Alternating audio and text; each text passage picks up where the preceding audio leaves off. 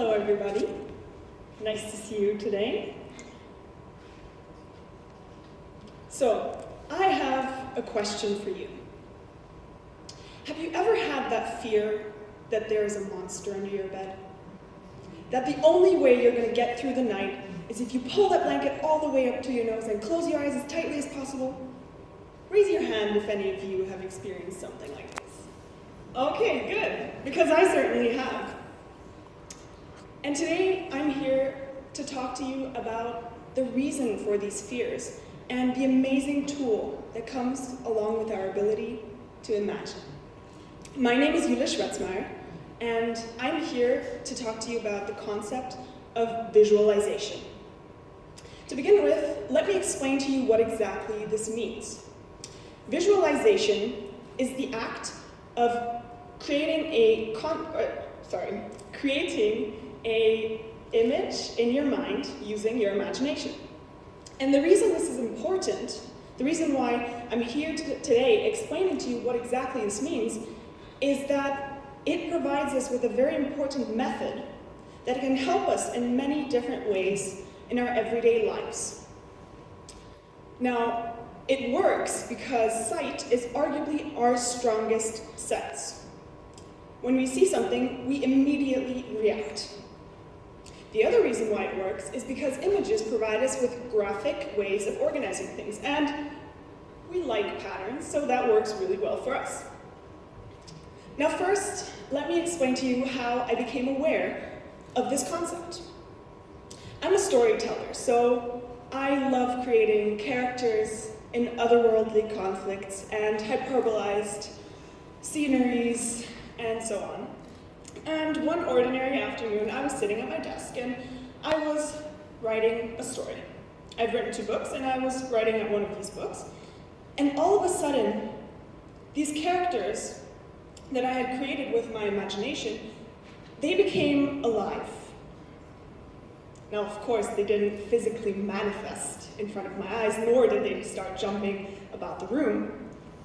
No, it was much more of a metaphorical coming to life, in the sense that all of a sudden I understood that these characters that I had so boldly built to stand against real life, they were synonymous with me, with my fears, with my dreams, with everything that I'm made out of. Now, I realized that my book that I had written, it was something like an emotional guide to myself. And I thought, well, if I'm subconsciously able to do this, what if I do it consciously? And I did some research, and I found these amazing things. And I found the actual term of what I was doing. It's called visualization. And I decided to try it out consciously. So let's recap. Visualization is the mental creation of an image with your imagination. And I tried it the first time when I was going to have a presentation in a couple of days, something like that. And I wanted to get rid of my fear of public speaking. Yes. Thank you. So what I did is I imagined a very simple object, a flower. And I imagined it in a black color. This black color, it stood for my fear. And then, all in my mind, I turned the black color into a pink one, which stood for confidence. And I repeated this process over and over, especially the night before the presentation, in order to try and associate these colors with the real emotions that I wanted to feel. I didn't want to feel fear, so I turned the fear into confidence in my mind. Now, over here, you have a more visual representation of what I'm trying to say. The black flower. Black is usually associated with negative things. Now, ironically, I am wearing all black today, but that is for a reason. The reason is that visualization is very individual. And that means that in one situation, perhaps, black stands for fear. In another, however, it can stand for power over the situation. So today I'm wearing my favorite outfit with my wing shoes. that I love very much, and I feel good. I feel good to be standing here.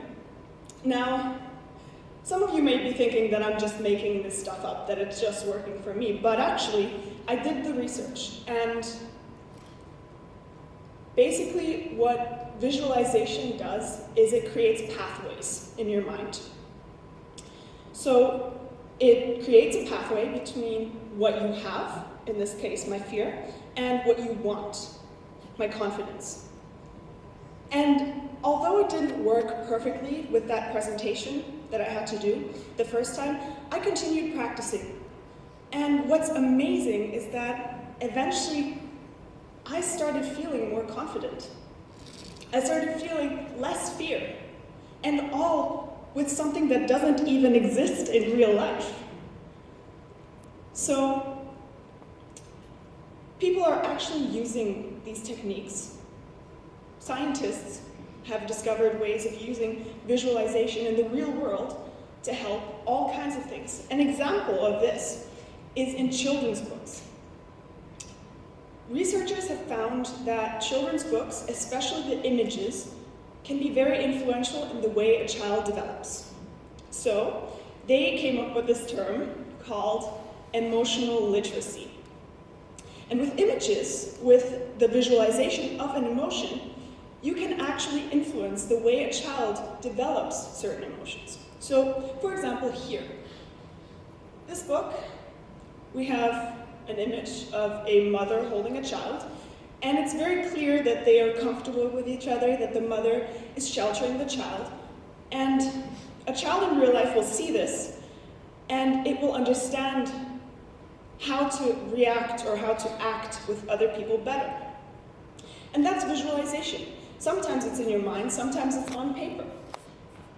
Over here we have another example of a man helping an old lady. And again, children will see this and they'll start acting out what these images tell them to do.